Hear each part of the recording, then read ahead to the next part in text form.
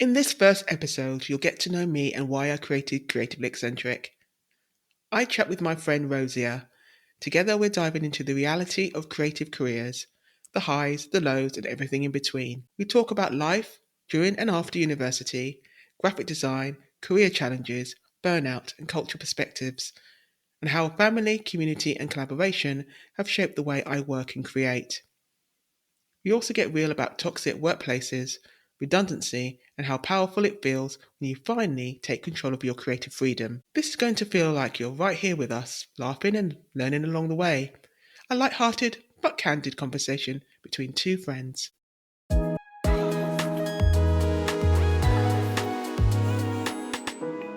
Hey, Roziah! How are you doing? Hi, how are you? I'm all right. How are you? Not too bad. Be a bit weird me asking my own questions, so I thought I'd bring my friend along for this journey about getting to know me, the host of Creatively Eccentric. So, yes, I've started a new podcast. Thank you, Roziah. Roziah is a friend of mine. She is. You sure? You sure I'm a friend of yours? Yeah. But we've known each other for quite a long time and we met at uni. Yeah, was it? God, 1998? Back in the 1800s? Yeah, back in the 1800s, before horse and cart. And okay, we're not that old. But yeah, Rosie and I, we go way back and we met at the same uni. We did the same degree. And was it visual communication? It was called visual communications, but essentially it was graphic design. Yeah, basically, yeah. I don't know why they called it that. It was just like I don't know, they wanted to make it a different course because it was a group of universities, wasn't it? Right, yeah. And so there was one uni that had graphic design, and then we had to be the sort of slightly different one to call it visual communication. But this is all the same thing. Yeah, but I think when I don't even call it that now. I just say graphic design. Like you say, it's the same thing. But yeah, that's where we met. And I don't know your first impressions of me, but I think we didn't actually meet immediately. We had loads of stuff going on. I think we were just busily getting. I honestly, those days of are gone to me. I think. Oh right. I remember the projects. They're not dead. They're just I honestly can't remember those days apart from specific projects. So working with you on a project, yes, and then working with certain other people, and then doing degree shows. Those were the highlights, and those were the things where I have very, very distinct memories. But day to day, I can't remember what the day was like. Yeah, I remember there was lots of gaps in programs because some of them were still trying to get their stuff together and meeting tutors and a lot of lectures and deciding which ones we're going to do. But yeah, the projects are the things I remember the most. I remember. Do you remember your first day there then? Do you remember starting and joining? Maybe not the very everyone? first day, but I definitely remember there was a lot of us going to different uni clubs and going to the bars and all the good things about uni you remember then. Of course, yeah. But the relationship and the bits in between. But the lectures, not so much. I think I do remember certain projects. Yeah. I think we were doing our typography project, understanding typography. I was thinking, why are we doing this? It's just so time consuming. Can't we just jump on a Mac or a computer or something? Yeah, my view's kind of at the time you're just in uni, you're young and you're excited and you want to learn the technology. Yeah. I don't know how you felt about that, but it was very much exactly the same. Why are we doing this? It's hand lettering, blah blah blah. Now I really appreciate it. Now I'm oh, there's a real art to it. So I don't know how you feel about it now, but with my daughter, I explained to her, look, we used to have to write stuff, and then when you see now, I don't know how much you've seen design these days, but you look at the kerning and the type spacing and all of that, and you really appreciate it, and you go, these people weren't trained the right way. Yeah, at the time when you're in that moment, you think, yeah, this is a waste of time. But as the weeks went on for each lesson, like you said, you realize why type is the way it is in its construction and its, the space within the page and how it lays out between the kerning and the typography, and even the history of the typeface was interesting to me as well. So those lessons were very grounded. You needed to know that information to understand why type is the way it is, why we design the magazines we do and the publications. Yeah. And so, yeah, it was all educational and it was all informative. But yeah, I remember a lot of things, good times we had, and also amount of design books I bought at the that bookstore we had that was in the Oh, that was centre. Yeah, insane. That good was design so books. good. Yeah. So Design books. That was like and to think now, like the cost of them now, yeah, like it's double. Or even if you can't really find those sort of books anymore, yeah, which is publications. Yeah. like I'm never getting rid of those books I still have ever. those. Yeah, exactly. Yeah, And I think even though some of them were like pre-loved or second-hand, it was still good reference books that were never going to date. So yeah. But yeah, after the uni days, I think, and we, like you said, or you mentioned, we did a project together. Do you remember that yes, project very well? 'Cause, I remember that project, and I remember you talking about it not too long ago yeah, as well. And I think I still have some of it. yeah. There was a lot that I'd thrown away Mm. basically, and Oh, I it's a shame. kind of just go, oh, why did I throw Mm. that away? I'm not sure. Like maybe I was just going through a phase of like I need to clear out stuff and like make room for new things, Yeah. new creative. But yeah, I think But it yes, was a good time because I think I've always wanted to do projects with you. We did a project called Return to Slender. It was play I on. can't remember what the brief was though. Yeah, I The think I original do. brief. The brief was basically we had to pick someone well known, and it was to do with like spatial design. I think it was also marketing and Yes. promotional. I think we did the promotional project, and we Yes. chose Elvis Presley.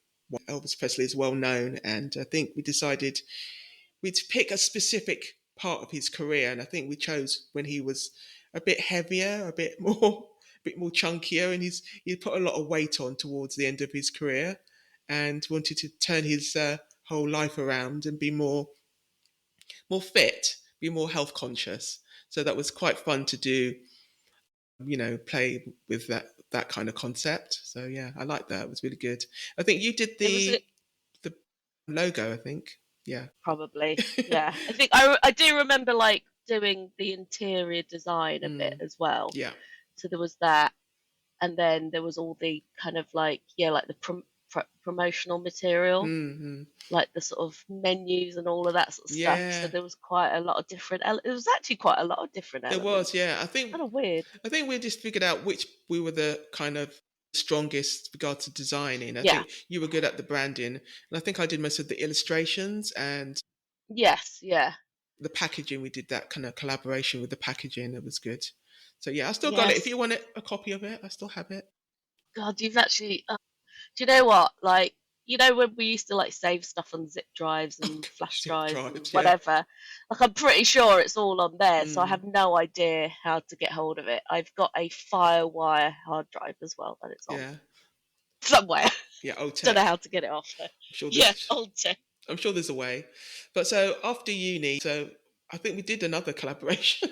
We did like a sportswear brand for a local Yes. client. Yes, again, Yeah. that was interesting. That was like after uni though, was I I think it was think just it at the was, tail or I end. can't remember. Yeah, it was at the tail end. I think we were busy trying to get our university exhibition sorted as well. And Yes. it was a job. And get some money in. Yeah, exactly. So, but yeah, that was interesting because there was, That was interesting. It was an interesting lady. So yeah, and um there's only one it post, I think. There's one position. I think I felt kind of uncomfortable kind of competing with you with it. How will I feel about it? I think I needed to be more business-like about it. So I thought, let me try and find an opportunity where there wasn't one. So I was trying to persuade her. I remember trying to get her to think, well, you thought about the branding, but have you thought about how would you pull it together? Because she was thinking about marketing and getting manufacturers on board as well. Yes. So I Yeah. remember that, and I thought, well, have you thought But also about? you've got a fashion Yeah, background as well, yeah, which exactly. is kind of interesting as well. So you've got that. So going back before our uni days, Mm, you actually done fashion. yes. So then it was like, okay, how do you use both of your skills or both Mm. of your sets of skills? Yeah, I went to London College of Fashion. It was almost like garment construction. It was more like tailoring, so bespoke tailoring, which is more like, if you heard of Savile Row, we did a lot of hand sewing and construction. I love the pattern cutting side of things, how to make clothes from basically a 2D pattern. Wasn't very good at like maths and at school, and you had to use like a lot of fractions and maths, which I went, oh great, I'm not going to be good at this. So with all the skills I had from London College of Fashion days, when I talked to this client that we dealt with on this project, that she was still focusing on the branding, but not on the construction of the garments that she wanted to make. So I decided to kind of crowbar my way in and get like an opportunity that you haven't thought about. You needed the constructions of like when you go to the manufacturers with your ideas, you need Yeah. to show them the working drawings of how to make it. Because at the time she was showing us like fabric swatches, and she was getting excited about what kind of different colorways she wanted to do, but she didn't think about the how would you actually do it. So I thought, It was a weird sort of project because it seemed like she just had a little bit of money and wanted to spend it somewhere right, and do a bit of a project for herself. mm, But then it was like you say, she hadn't, it's like she thought about all of it together, mm, but then not really focused on the product. yeah, yeah, So it was a bit one of those sort of Dragon's Den sort of yeah, it situations where was, like they hadn't thought about the financial parts or the real parts that make your product successful. yeah, They think about like all the branding first and then all of that, and it doesn't really make sense when mm, you need the product ultimately to exactly, sell. yeah. So So, but yeah, it was an experience that we've still remember today, and it was a good starting point working with a client from uni. So yeah, after uni, scary days. I know, scary Scary looking for days when you're work. like, Yeah. yes, yeah, looking for work and like starting off as a designer. Mm, What did you do after that? Because I'm sure we sort of might have disconnected for a little while mm, at that time as well. Like we hadn't. I think we all just went our separate ways, didn't we? So we yeah. didn't really like. So I don't know how. I don't even know like what you did really for like a significant period of time, and whether you were still, You and me you both. know, I don't remember what I yeah, was doing. exactly. I, No, yeah, and there you go. there you go. If you don't Didn't do know, I don't anything. know. Forward 10 years. Yeah, exactly. No, but I do remember. I just been silly. It was tough. I think the economy wasn't great at the time. I think it was, yeah, 9/11. I think 2001. I think it was when, obviously, September 2001, things kicked off, and I think the economy was a bit shaky regards to employing people. And I literally was trying every single day to apply for work. I was applying for, Yeah, I think we maybe applied for similar jobs, and it was just tough. At the time, as well as going to uni, I was working at Habitat, was a retail store in the UK. I was very interested in like startups, the kind of new kind of the new kids on the block regards to who were cutting edge regards to graphic design and technology. So I was going for a lot of startup jobs, but again, they were quite small. And again, they would probably have a specific person they had in mind. So I had my portfolio. I went around for over 2 years trying to get that job, and it still wasn't working. So obviously you've got bills to pay, and I thought, right, okay, I've got other sets of skills and transferable skills. I just work in maybe a business retail capacity, which was what I was doing at the time. So yeah, yeah, it was kind tough. of similar. Like I'd basically, I think I had an option for a job in illustration, Oh, cool. and I applied for it, but then sort of found out that the salary was like 16 grand, which was like a normal starting, Junior, yeah. wage for like anyone at that period of time in Mm, any agency in design. And I remember like saying to my dad, "Oh, it's like 16 grand. What do you?" And he's like, "No, you can't do that." And because he was like, obviously he's further on in his like working life, and so he was like, "That's like nothing. What are you going to do with that?" Yeah. And so I kind of didn't go for it in the end because I was like, "It's 16 grand. It's just like it's nothing." Yeah. Um, and actually, I do still wonder, like, if I pursued that, what would my life be now? Mm. Would I, because I'm not in creative necessarily anymore, but then it's like, okay, would that have led me more down a creative path because it was very pure, like illustrative illustration, hands on deck. Yeah. And then I went for another job, which happened to be 16 grand anyway. And that was like completely, it was design, but just something else, Yeah. some other kind of design, um, which led me more to what I do today. So Mm-hmm. it's kind of like it has sort of led me down a path, but you kind of end up working in a slightly toxic environment or culture for quite a long time, but you enjoy the work, so you put up with it. And you're young and you're, going into London. So yeah. I So remember I did do like a few like apprentice internship type positions. Yeah, I remember I did my degree in my late 20s, but at that time I'm thinking, oh, I'm a bit old to be applying for like apprentice type roles. But I went for it anyway because I just needed the experience. So I yeah, remember doing about two or three, like working at agencies. So yeah, to see what it's like in the industry of graphic design or communication or marketing, whichever they needed the designers. So yeah, I did a few of those as well, just to keep my CV, my resume updated. But at the same time, I was applying for the roles. I thought, okay, like I said before, need to pay those bills. I can't live on nothing. But being in London, it's quite helpful to have opportunities. But I think realistically, I just thought, like, okay, I need to find a job that's full time. So I decided to work. But I needed to learn other skills other than graphic design. But as well as retail, I think I looked at more business capacity. I remember you were saying it's good to have a job that you can, enjoy, but if you eventually the environment got a bit toxic, it was a bit tricky to keep going on a 9 to 5 job. First of all, it wasn't creative, and at the same time, it's it wasn't a good place to be. I've learned a lot, exactly. but at the same time, it's that kind Yeah. of two-edged sword kind of situation. Yeah, it was a bit crazy. At the moment, it doesn't become fun. Mm, It's like, what's the point? Because exactly. then it's like, are you really, like, you can earn money anywhere, Mm, you know, you can get, like, you've got the retail background as well, you've got the admin background as well, and the sort of business side of things. So it's like, get a job somewhere else, like, move out of it as well. And I think, there's that element of like not getting the promotions you want, mm, mm. or the not that you just want them, the ones you deserve, Yeah, you like earned. Yeah. having been loyal, the ones you've earned, having been loyal to a business for so long, and then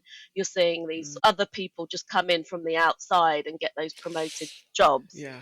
It's not fun to watch that. So at that point, you leave basically.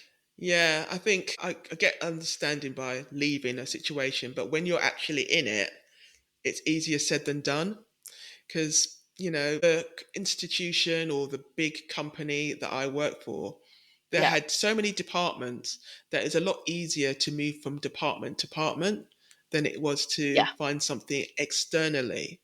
So I did a lot of department hopping from one place to another to see if it was any better. And of course, the problem was the institution, not the actual department itself. yeah. So yeah, it was. But like you say, it's hard to recognize that, isn't it? It's hard to like go, okay, it's the business that is not so great. It's not just the department, it's the whole business. But then again, with like, it's also wise to do that department hopping because you still got the benefits, the sort of financial benefits of Yeah. whatever you need for the future as well, things Mm, like medical care or whatever, and, mm, pensions and things like that. So yeah. it's always a consideration, and it's not easy. The job market's not easy, and it's Hmm. the job market's not like there's hundreds of people applying for every one role out there. Yeah. How do you stand out? As well as that extra layer of like competing with other people, I found that especially senior managers put their stamp on their team, so to work, because they've got particular style, or they want to be seen as being very career led, or they've got their own personal career aspirations. People have their opinions, and they pull it through their work in different ways. I did feel there was a lot of gatekeeping in the environment I was in, a bit of favoritism going on. And as well as being like only black person in my team, I did feel like I wasn't being given the opportunities. Not necessarily, oh, I deserve it, but I worked hard for it, as you said. So, and there was a lot of, toxic kind of, I felt like certain jobs weren't given to me, maybe because I wasn't qualified, that's fine.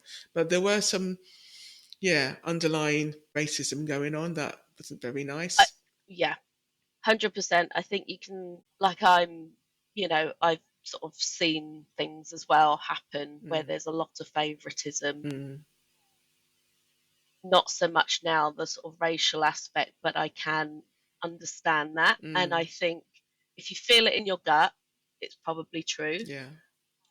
Especially if you're qualified or more than qualified for that role, Mm, and especially if you've been loyal to that business or whatever. So I would say that your gut instinct was probably correct, that yeah. there was underlying racism, unfortunately. Mm, They just look at you, basically. All they have to do is just look at you and make a judgment. yeah. It's nothing about what you Mm. look like on CV on page. But at the same time, it's like, and it wasn't all about racism. I think it was also that they saw me as a hard worker. I'm good at doing like the manual stuff, all the figuring things out. Even though I wasn't, the role that I was doing at the time wasn't a design, creative, graphic design position. But soon as they knew that I was creative in some job that they wanted me to do, like I think there was I had to go and promote some part of the organization. They needed some leaflets created, but they thought, oh, Heather can do it. She's doing that kind of stuff. But I kind of felt a bit resentful, because I was thinking, well, excuse me, I'm not paid to do that role. That's not why I'm here.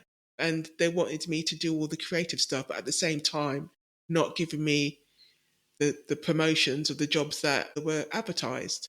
And I think I applied And for, you're not going to get the recognition for that no, either. exactly. I think I applied for like one senior role, or the same type of role, 4 or 5 times. And that's when one of the times I left to go to another department. And I thought, okay, this is ridiculous. Eventually, when I did move out of that particular team, I went to another one, and it was fine. But again, there were other issues like redundancy. That's another a long story. I was unfortunately made redundant almost twice. And I said almost Mm, because what they tend to do is they ring fence certain jobs so that you basically reapply for similar roles again. So yeah, yes. so that happened. But do you think, were you getting the feedback for not winning those senior roles or moving up or getting promotions?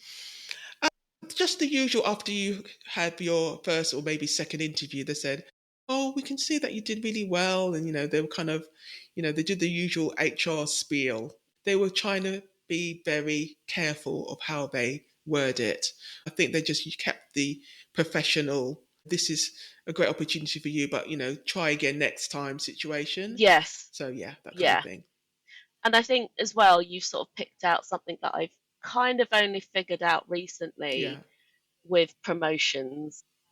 I watch a few people on YouTube who kind of like tell you about that sort of work culture and like give you tips on like how to manage them, where to go, where you need to. Yeah. And one of them is, if you're a very good doer and you are, you're always reliable, you always deliver, they will tend to keep you in that place. Yes. So they will tend to keep you there because there's no one else that can do it better. Therefore, if they give you a promotion, you're going to have to relinquish all of those responsibilities. Hmm. Who else is going to do it? So that's why they keep you there, which is obviously not what you want to be doing when you're on a career ladder or a career path, especially in something that's not your, Mm, your first choice, as it exactly. were. Do you think like any of that sort of experience has shaped where you're going to now? And what you've thought about, because I know obviously you kind of like left that world behind somewhat as well. Mm. and just said, I'm going to be creative. I'm going to do whatever I want to do, and I'm going to enjoy it for myself. Yeah, I think at the time when I was talking about the redundancies, I was basically exhausted mentally and physically. I was in that organization for over a decade. And after the second attempt to be redundant, and I put in quotation marks, successful. The second job that I was successfully made not redundant, I basically, 6 months in, I think, I just looked at everybody I was in my team and I thought, I was seeing people who were like really highly qualified in their industry being dismissed, and seeing good people that I work with go out the door who have families, who've got responsibilities and mortgages. And I thought, do I want people to be in charge of my career, my life? And I said no to myself. I thought, in 6 months, can I come to this job, feel confident and happy about doing what I do? Can I get up and feel energized? And I thought, no, I can't do it. Can I do it in 6 months? Can I do it in 3 months? And each time I got closer to, can I do it tomorrow? And I thought, no, I can't do this anymore. And I came home to my partner. He was very kind and he was very supportive. And my concern was, obviously, can I pay the mortgage? That's the first thing, because if I were to leave, what would it be like? How can I, survive without this full-time income? Because I've been, to be honest, from school to up to in my 30s, I've been constantly working non-stop. I haven't not worked at all. So the thought of not working scared me. But then the thought of working in a job that was physically, I was going through a lot of stuff physically as well. My body was telling me and screaming out loud that this is not for you anymore. I was drained. I was a complete mess. So I thought, my partner said, right, that's it. Just leave. I'll support you and I'll be there for you. Okay, let's make a plan. 3 months, I'll save up enough money and I'll just leave. He goes, no, just leave next month. I went, okay. It was scary, but with all that in mind, I just thought, while I'm going through all of this, with all the pressure, I decided that I wanted to start up a blog called Digital Fluidity. And that's when I started blogging about lifestyle and design, because I needed an outlet, something that I could call my own, and that was creative. So I started blogging at the same time as leaving a full-time job. So yeah. And I really loved those blogs as well. So they You were read like, them? they sort of, That's kind. yeah, no, like, I mean, obviously you'd share them as well. Oh So yeah, you yeah. obviously let me know. And then, I'd sort of like come across them and just go, oh, this one might be really interesting. And do you know what? At the time as well, I was just like, jealous of Heather. Like, Really? she's just going out there, going to like, well, obviously nobody, unless you're in the frame of mind where you absolutely love work, Mm, and you really, that work is you and that's your identity. I think a lot of people have a lot of stuff going on in their lives, so they have families, they have houses, whatever. yeah. So for me, like, work is a necessity Mm, for a life that I want to lead. So like you say, paying the mortgage, pay, supporting your family, being able to go on holiday, all that sort of thing. And mm, I was just like, oh God, like, Heather's like reached the pinnacle of like what everyone, almost like not having to work for anyone, doing your own thing, mm, experiencing culture, experiencing life mm. and events, and, writing about it. So I saw that as major refresh, and Yeah, something that I wanted to aspire to, yeah. really. Even while I was busy going through applying for my own job and the redundancies were left, right, and centre, a colleague was saying, how have you got the time to work a full-time job? Because all the events that I did, I found all the events. I contacted the press. I knew that I wanted to do more like photography as well. So I found out who the best people to speak to about getting press tickets for certain fashion events. So I went out my way to find out who the right people were to talk to, because I was You were like the first influencer. hardly. You know what I mean? But like, when you say that, even though I didn't even know that detail, but when you say like you went out and found all of these things, Mm, like, people now are getting invited, like yeah. influencers. people who are just like got a media following, social media following, Yeah. are getting invited to these things. So you were doing like what the original onset of Mm. influencer life was like, I guess. Yeah. I think always, probably it's a generational thing, but even today, I think loads of people are just waiting for opportunities to come to their door. And I was so used to in that 9 to 5 kind of hamster wheel of a job to wait for people to make a decision for me. And I thought, no, I need to take control. And by doing that blog, and I felt like I had the control taken back because I was the one responsible because I didn't know how to do a website. I knew the designing of it. WordPress was completely new to me. I used WordPress. I thought, why make my life harder? Why can't I just do a Squarespace or something like that? But I wanted to know how a blog works, SEO, marketing, and get to know that side of things. The back end of creating a WordPress site is not for the faint-hearted. You need to get to know it really well. And if something goes wrong in the back end, you're responsible for it. And it shows up immediately on the front of the landing page. So it was good. It was a good experience because I think I was craving new skills that weren't working in a business setting. And I think yeah, I think I've noticed as well, it's like if you're not learning anything new in the role, mm, then it's pointless. You're just like, because I'm somebody who needs to continually learn mm, or learn something new rather than be the person that knows everything that people go to. It's like if I'm not learning anymore, I need to move. And that's what yeah, I've identified, sort of recently, sort of like I think I've got to the height of, my role. I need yes, to move on so that I can have you've fresh outgrown. experiences and learn. Yeah, Um, so I think it's really interesting that you obviously had that support and the opportunity to kind of like leave it all behind. Do mm, you think like everything started coming together then? So at the point where you were like, okay, just like I'll support you, you don't have to do this anymore. mm, Again, like your health must have like got better, your perspective, your mental health even, mm, you're learning new yeah. things. Was that all quite quick, or did it still take some learning to kind of learn how to relax, I guess, and be yourself? Yeah, because as I said, I've been over a decade of mentally being bashed from all sides, from all parts of that job, and several jobs that I worked at in that industry, in that institution.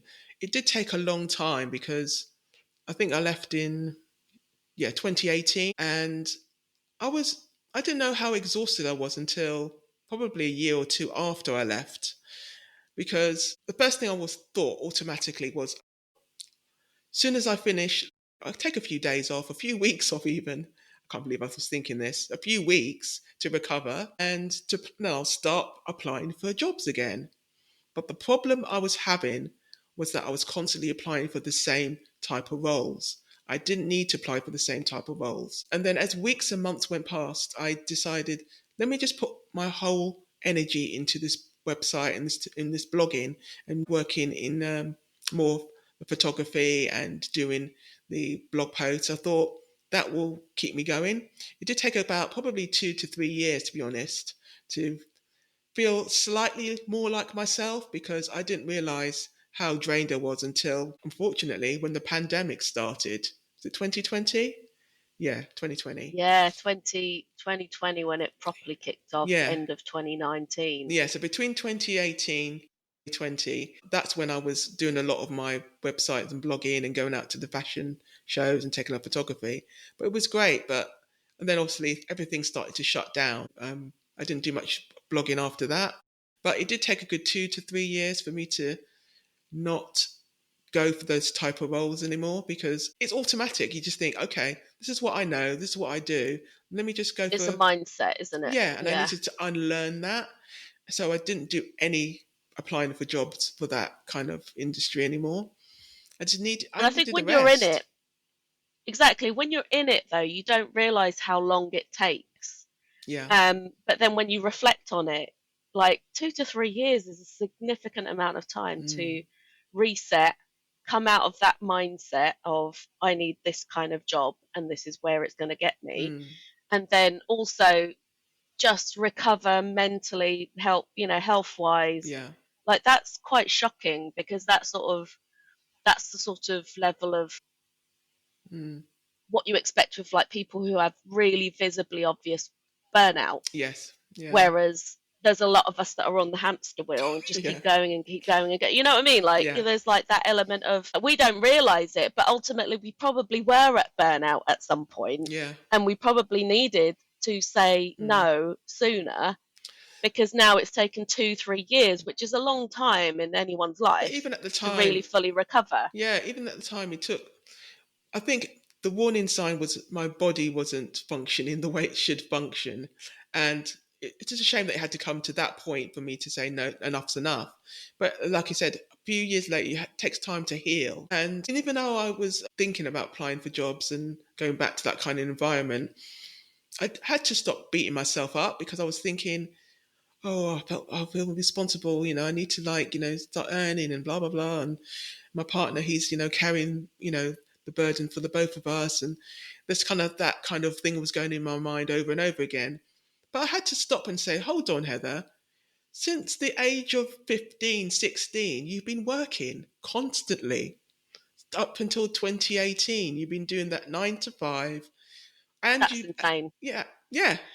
And at the same time, working in retail, or doing your studying. You went to London College of Fashion, you went to uni, And working. and Yeah. working and traveling, because remember, you and I were And traveling. supporting yourself by Exactly. yourself. Yeah. So without family as well. So Exactly. it's, and I think it's that point of like where you accept the support where it's given as well, Hmm. and not feeling that guilt for it, and not Yeah. being made to feel guilty for it, which is Yeah. amazing support that you can get as well. Yeah.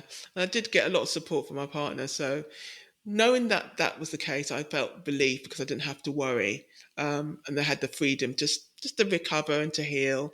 And then I did a little bit of freelancing, but I think working and doing the things I wanted to do, going when I wanted to go, seeing who I wanted to see, like you said, it's freeing. I think you basically have the opportunity to do what you want to do if you can.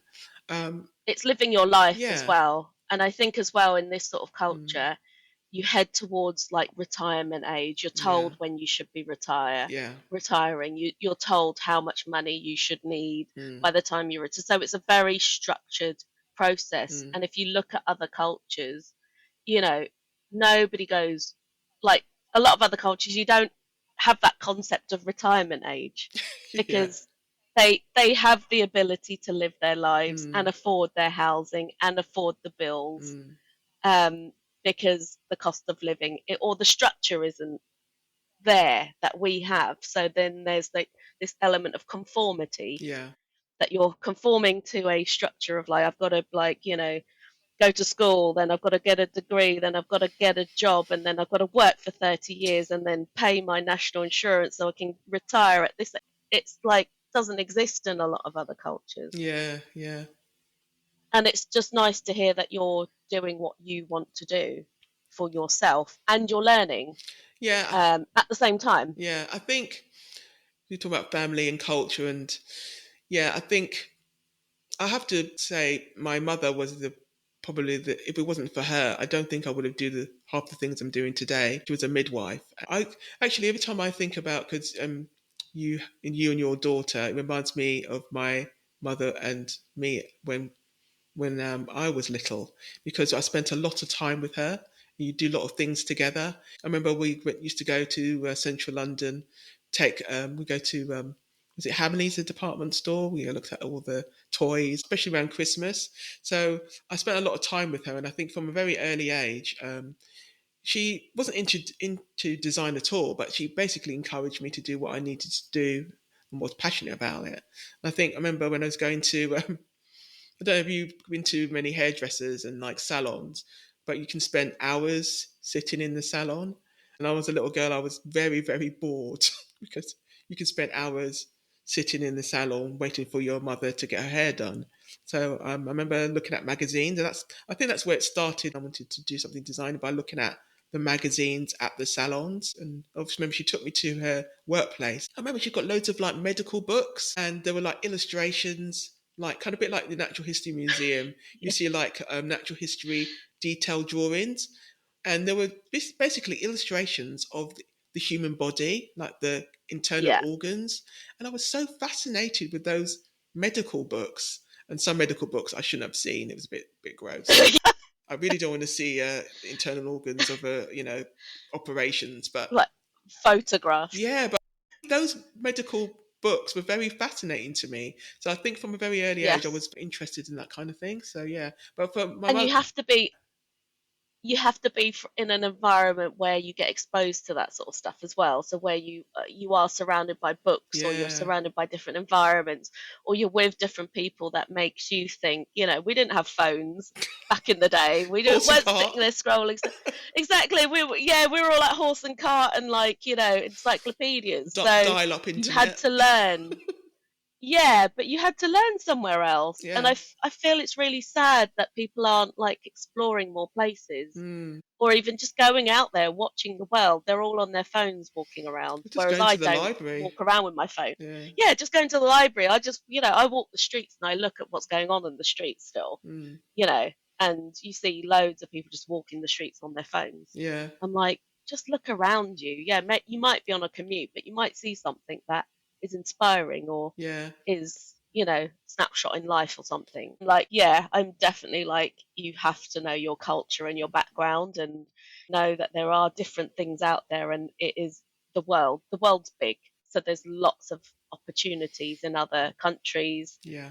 um other experiences to have. Yeah, and I've definitely learnt a lot when I was doing the website and blogging, and I also, as well as the blog, I tried to get into communities more as well, because I didn't have everybody from uni that we know gone their separate ways, and I really liked that community aspect of being at university, but I didn't have that obviously after we left. So community was very high up on my to do of getting to be part of someone else's community. So I think Yes. when I was doing the blogging, there was like this. They're called Be Creator. It's basically a blogging community who support YouTubers and Instagrammers and influencers. And I did kind of hang out with a lot of those people for some time.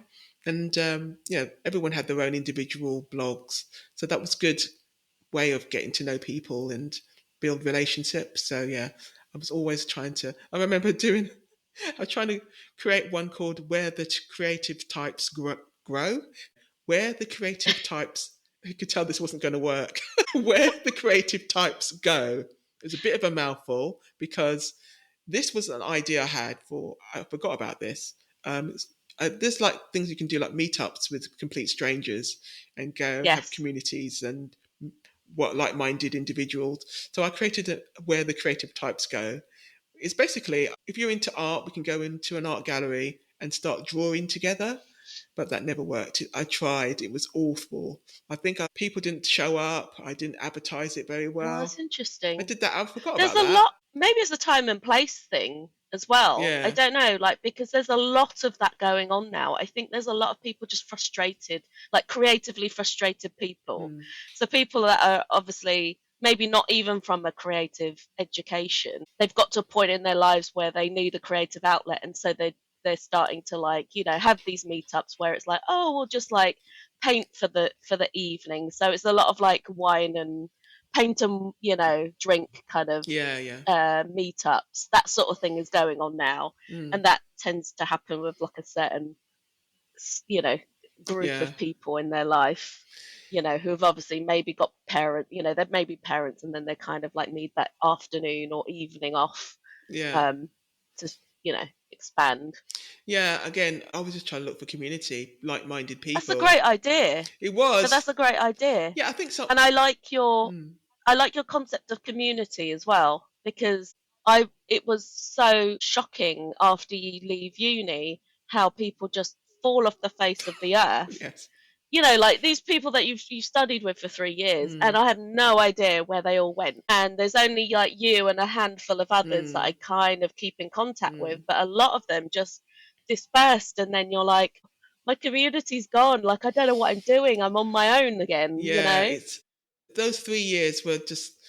I really enjoyed the connections and the friends that we made at the time, and I'm glad that we've kept in contact because it's so important to have people. Because that course was okay. It wasn't the best degree, but it's something that we had in common as well as the jokes and the laughters we had. And I think having a community that gets you and understands you without you even uttering a few words it was great, and that's what I've always been looking for. And as soon as you go out into the real world, it's lonely out there.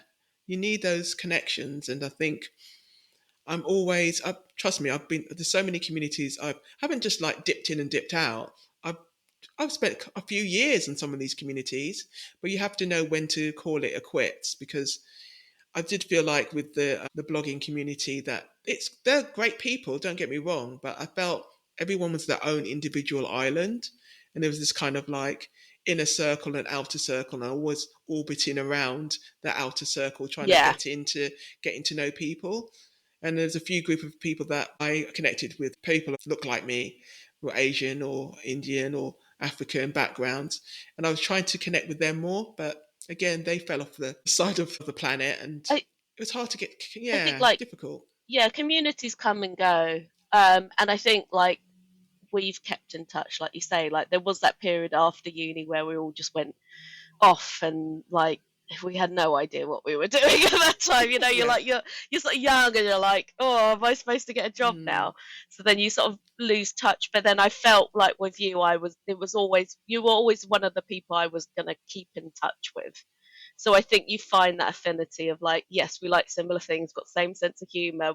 yeah. We find the same things interesting, Mm, and those are like your real kind of friends. mm, And then I think like what you've done like in the last like with your blog, you know, trying to create that community and keep in touch. But I think as well, it's like people's lives change. People are in a different frame of mind. You know, maybe they're like, yeah. this isn't the cool thing to do, or maybe like I've got another community I'm in, I can't afford, you know, being part of that. But now you've moved into a new sort of part of your, Mm, I guess, creative career where you're starting to kind of like create another community. yeah. So I feel like there's always that piece behind there as well, where you're like looking at other people's views Mm-hmm. and interpretations. So how has the last few years, I guess, since you sort of down tools with the blog, you've moved as well further away from me. I'm sorry. Like I couldn't believe that you decided to move away from me, I'm but you sorry. know, there you go. So like talk about like the next part of your life, I guess. I would see this as a sort of a slightly different chapter of like, Yeah. okay, you were winding down your London life and actually ramping up another life. Yeah, it's definitely different, and obviously got the cities and the metropolitan parts of being here. But I think for me, again, starting a new community was interesting. There's one in Cardiff, which it's I think they're sponsored by Adobe, and it's called Creative Mornings. It's international. You can check online. They're got you know volunteers who get designers come together, and that's a good community because it's not just local, it's also international. When I was in London, I always look for communities outside of London as well, because I know the tendency is all things revolve around London, but there was such big communities outside in other cities in the UK and internationally. So this was a good one to start off with because you can do things online and you can work with other designers. And I've been probably a couple of years going to it, and also the smaller ones as well. So I think for me, I needed to find out what the layout of the land was. When you're networking, I don't know what you're like with networking, if you've ever done any, that it can be intimidating. And I think I didn't want to start, trying to sell what I was trying to sell or promote. I just needed to build relationships, and that was very important to me. So, I think you're braver than me though, because I'm very like introverted. I'm that person in the corner and right. kind of doesn't approach people, whereas you're quite, I'm going to approach people. I'm just going to talk. If they Mm, want to talk, they talk. If they don't talk, then I'll move on. Whereas I don't mm, do that. So you're probably quite well placed to kind of create and start those initial engagements, I guess. yeah. I think ever since like almost being made redundant, I don't know if this is a real saying, but you're a long time dead. Look, what's the worst can happen? You talk to someone, they don't connect with you, you move on. And I think I find it easier to talk to strangers because you're almost reinventing yourself. You probably talk to the next stranger and goes, make sure you don't mention anything about that conversation. Move on to the next person, and you can reinvent yourself again. That's how I see it. It's harder for communicating with people that you know because they know you really, really well and they can make a judgment of you. So when I went to another community, they said, okay, we're looking for volunteers to talk about their work. And I wasn't going to apply for it. I went, no way. That means I have to speak to complete strangers with a microphone and talk about for 10 minutes. It can be a very long time when you're panicking and you're sweating on stage and talk about your design. So I went, everyone put your name down on the to sign up for, because we're looking for volunteers to talk about their work. So I persuaded my partner to do it, and then guess what? I ended up doing it. So I threw myself at the deep end because that's what's the worst that can happen. So I think they did like 15, 20 creatives in the local area went up and talked about their work for 10 minutes. So not only it's fearful and scary and, what's the worst that can happen, you just need to put yourself out there because most people don't even care. They don't remember you. I think you need to put I think yourself in that's the point. situations. Yeah. People don't like people like it's that mental mindset of like you thinking they're going to judge me, they're going to be like thinking that Yeah, about me forever, and it's like nobody really cares because everyone's in the same situation. exactly. And it's not that they won't remember you, it's that there's the potential they might remember you as well. The good So it's things. like great, the good things Yeah. that will come from it. So it's always putting yourself Mm. in the uncomfortable position that you're not used to It's interesting. and just Yeah. going, I was going to say, I remember I was saying that I was the only black person in that organization. Let's face it, there's not many people who look like us in certain parts of the country. And when I go to certain community events, there's not many people look like me. And before I always thought, okay, that could be seen as a disadvantage. But now I'm now seeing it more as an advantage because they are going to remember you. It's not many people who have curly hair and glasses and look like me. And every time I go into these events where I am locally, they recognize me immediately. Now they're not just seeing me as, oh, what I look like, but now they're seeing me personality and what I do. And yeah, and it's good experience. I think it's scary, yes, but I think you need to at least do it once or twice if you want to network. If you don't want to do it on your own, yeah. go with somebody that you're comfortable with. And that's amazing. And it was good that you both did that session because then you're backing each other up as well. Mm-hmm. So, and then you obviously can get that critical feedback of like, how do you think I was? Did I look nervous? Yeah. Could I have said something? What else am I missing? And you can kind of like, learn from it. Exactly. Yeah. So those sort of early experiences of like being in a new place, new communities, Mm. new sort of living community as well as new creative community. How do you think that that's led you to where you are now, which is running your podcast and hopefully having a lot more kind of guest speakers on? Mm. Again, I guess coming out of your comfort zone and doing something that is new to you, Mm. having a not only setting up the studio but having the subject matters, having the guests and all of that Mm-hmm. sort of stuff. Yeah, it's been interesting because obviously doing the research about starting a podcast. There's so many different points of view about it, and the actual process of it is kind of similar to doing the blog because everyone says, "Oh, it's a lot of work. You got to do this. You got to do the research." I love doing research, so I had no problem with it. If you've done like a blog or written any content online, it's kind of similar, but there are other elements to it. Obviously, like I've never spoken using a microphone before. Basically, anytime I do any research, I go full on. I look about obviously the practical side of things. Subject matter, I think it had to be personal for me and relatable to other people as well. I called it creatively eccentric, and because some people might think, oh, I'm not that creative or I'm not that eccentric. Some people might be an amalgamation of both, who knows? But I think it was an interesting way of finding out. I've always been fascinated as creatives, why we do what we do. And there's so much research on people draw on their experiences. Some people design because they've had a trauma in their life. Some people create because their culture is very important to them. And I've always been fascinated with designers, not just the obvious people who paint and draw and create. I've also been people who are thought leaders or thinkers. I've always been interested in how people think, and that community aspect was a part of that as well. And learning about how can I have a point of view, and also many times in any job that I've done, I've always been kind of hidden in the background.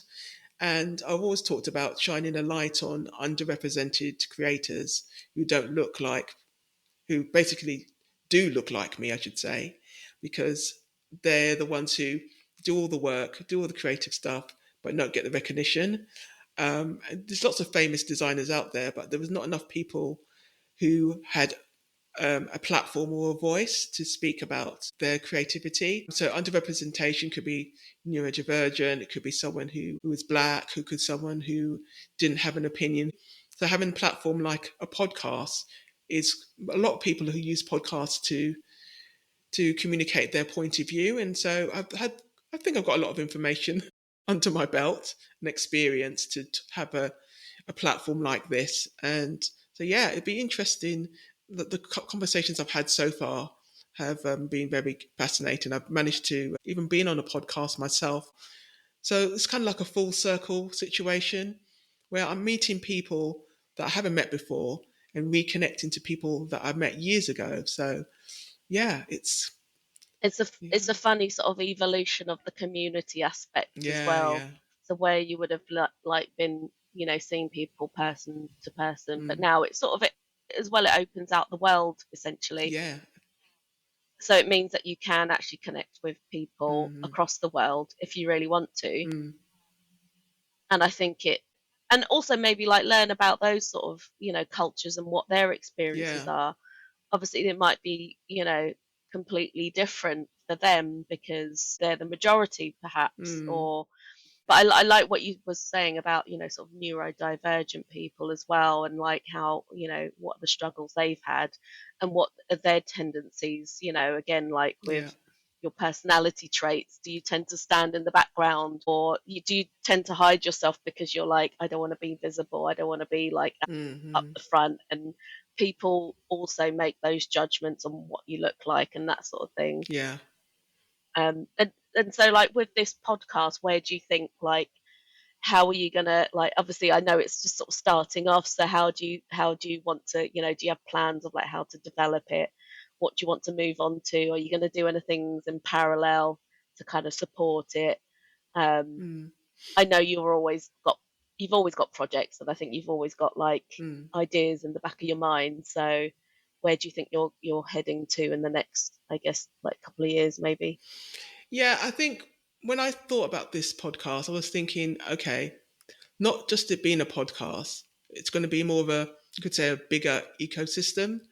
So the podcast is just the beginning of what I have in mind. I think for me, it's more, as well as I said before, a community. And I think the community aspect is going to be more developed, whether that is doing courses, whether it's even now I'm developing a quiz, get to know the audience kind of quiz, and that's kind of a way of finding out what people would like as subject matter. I don't want to be just me, myself, and I, or my guest talking at the audience. I want the audience to get involved as well. And I think by doing that, I probably open myself up and getting to know the different types of cultures and people out there, the different creatively eccentrics out there, because we're having a conversation now about our perspectives, but there's so much different variations out there. But yeah, I think I did say on the podcast that I was interviewed on that I would like to maybe have a book of some kind. Don't hold me to it. But yeah, Creatively Eccentric is not just the podcast. I think it's a community. And yeah, even like having like kind of, It's like gathered learnings as well, and yeah, like you can self-publish as that's well. true. Yeah. So Yeah. That's what I was it can be thinking. like, series of blogs or essays or whatever. It Yeah. doesn't have to be, A novel. formal. A novel, Yeah, yeah. exactly.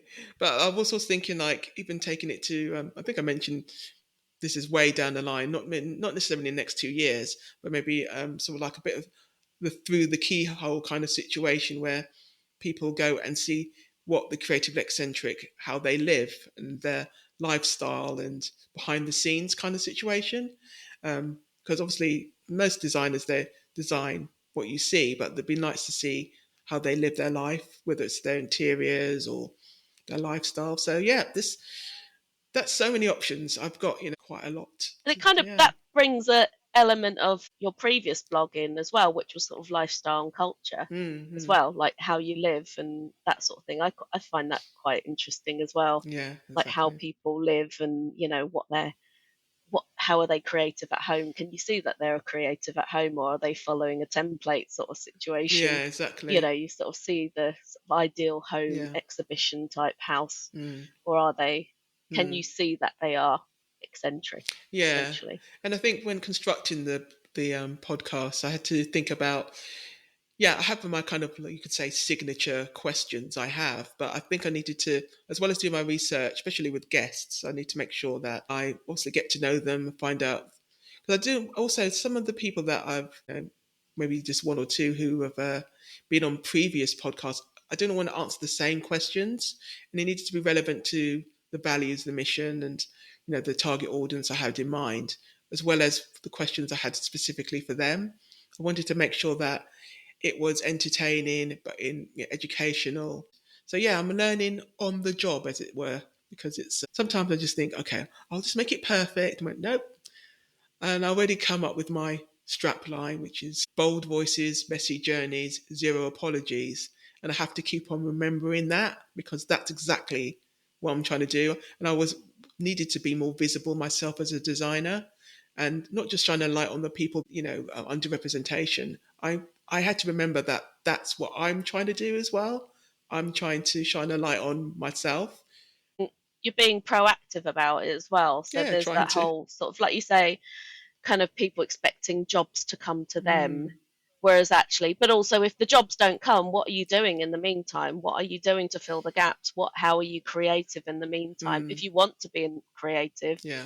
then you should be creative all the time and you should be creating something or making something or putting it out there. Mm. So like what are you doing in that sense? Yeah, I think my creativity is my, medicine, my that keeps me going, because even if I never get paid to do any of this, still will still do it because it's what drives me. And when I didn't have those years of not being creative, I was creative in other ways, but a 9 to 5 job, I showed in my body. I didn't feel seen. I felt sick. It was not doing me any good. And putting your energy in something that you're passionate in, I do recommend doing it, because you can't keep going this way. You're only on this planet on a certain amount of years. You've got to do what makes you passionate. It's funny as well, you do see the people sort of surround you that don't have a lot going on in their lives. So it's very much work oriented and it's very much a stressful work environment oriented as well. Mm, So they sort of thrive on that kind of stressful energy. And I think, like you say, like you can see, they're getting ill because of it as well, or they're getting a bad reputation because their stress is projecting onto other people. So it's like, yeah, like you say, life's too short. Like live for a little time, mm, even if you take a week off and just do things that make you happy. Like mm, even, I've got a full-time job, but I took a week off and I just went into London like here and there, and we did some things at home, did some activities, got the lino printing set out, and was like, that had been sitting there for like 10 years. So got that out and actually did yeah, some lino printing. I was like, oh my God, this is amazing. Just the simple things. yeah, Get the drawing book out, do some sketching, life drawing, whatever it is. It's refreshing. And yeah, it is that outlet from reality, I guess, as well, if it's not your full time work. yeah. I do recommend it, Rosie. I keep doing more creative stuff. I think you definitely need it, Yes. because Yeah, yeah, life can be soul destroying.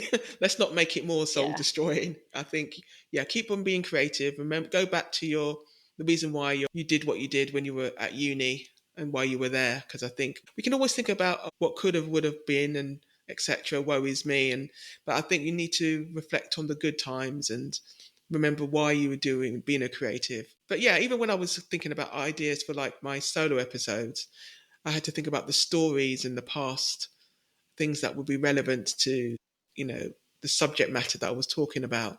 And I've got so many stories. I can't believe, even the ones that you don't think, oh, that's not really relevant. And you go back to it and thinking, okay, I remember why I did what I did. But yeah, and all of them tend to be aha moments or creative moments. Mm. And then you can put that into your everyday life today. But yeah, there's loads of things I want to do. Like I want to get back to doing more physical painting and drawing, and even illustration. I want to do more illustration work. So yeah, I think you need to find the time to do it.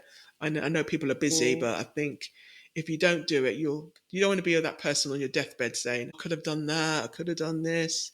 Mm. You know. And I feel as well you're the person that sort of is more ahead in tech anyway. So then it's Mm. like, how do you strip that back? I feel like, when you're looking at illustration, you're doing it like three ways. So you're sort of going like old traditional, let's draw on paper, let's scan it in, let's Oh, draw love that. over Right. this and let's use the tools. So and you're always like experimenting in that Mm. way. So I think yeah, sometimes you just need to go back to basics and just go, oh, actually, this is quite fun. Like just sitting Yeah. here Yeah. and like using your brain and thinking Mm. about something, Exactly. Yeah. only focusing on one way. If it doesn't work out, it doesn't work out. It's fine. And yeah, let's see what happens. And hopefully, everybody who's listening will love the episodes. So let's find out, shall we?